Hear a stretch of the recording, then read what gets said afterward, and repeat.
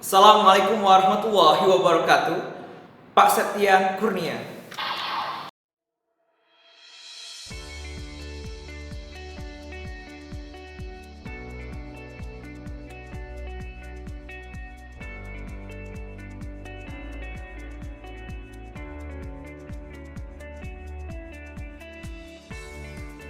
Baik, Assalamualaikum warahmatullahi wabarakatuh. Hari ini kita berjumpa lagi ya di tempat sama di layar kaca seperti biasa.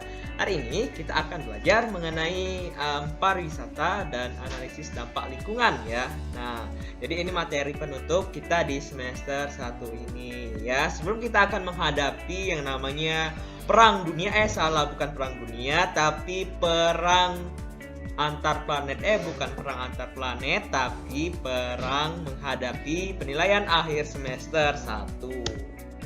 Oke ya, input saya sedang mudah ya, jadi karena tentang pariwisata jadi foto saya mudah ya, berwisata ke Geomaritim Science Park.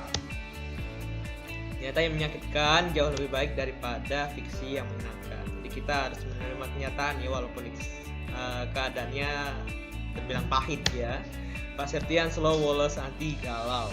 Oke, next. Sebelum itu kita mulai dulu ya. Sebelum itu biar kita diberkahi oleh Allah Subhanahu wa taala, let's pray together. Press start.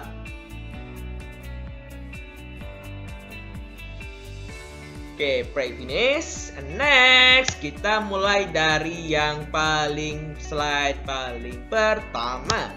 Yang paling pertama adalah potensi persebaran pariwisata. Nah, jadi kalau kita berbincang-bincang ya mengenai pariwisata di sini, kita harus tahu dulu apa itu ya yang namanya kepariwisataan ataupun pariwisata ya. Jadi undang-undang sudah mengatur tentang pariwisata. Jadi pariwisata di sini adalah berbagai macam kegiatan wisata yang didukung oleh fasilitas serta layanan yang disediakan oleh masyarakat, pengusaha, pemerintah, dan pemerintah daerah ataupun Pemda.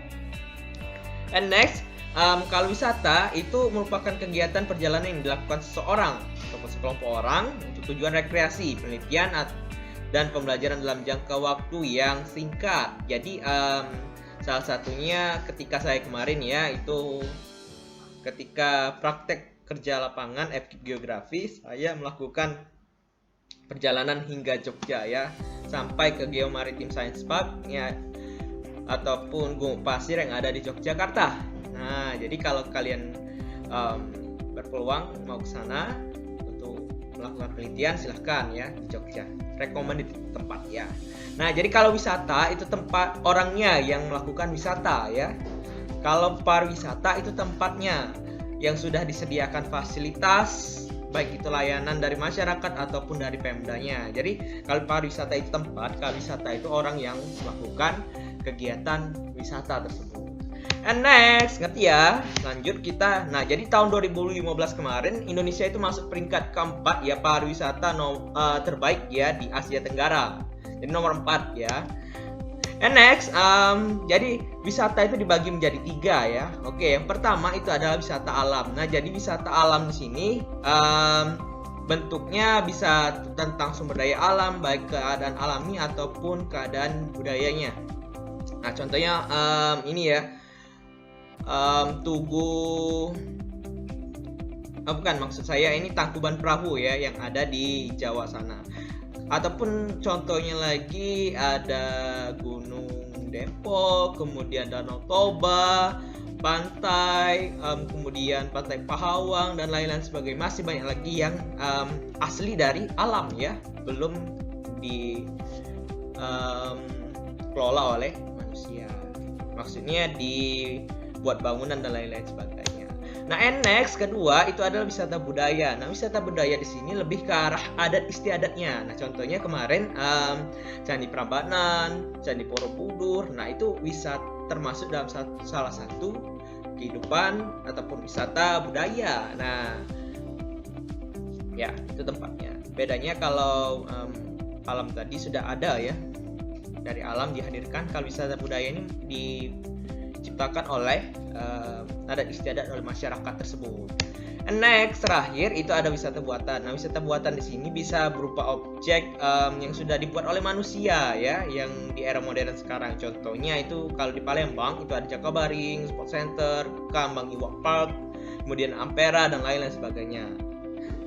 And next, ngerti ya? Jadi ada 3 tadi, ada alam, buatan, dan budaya.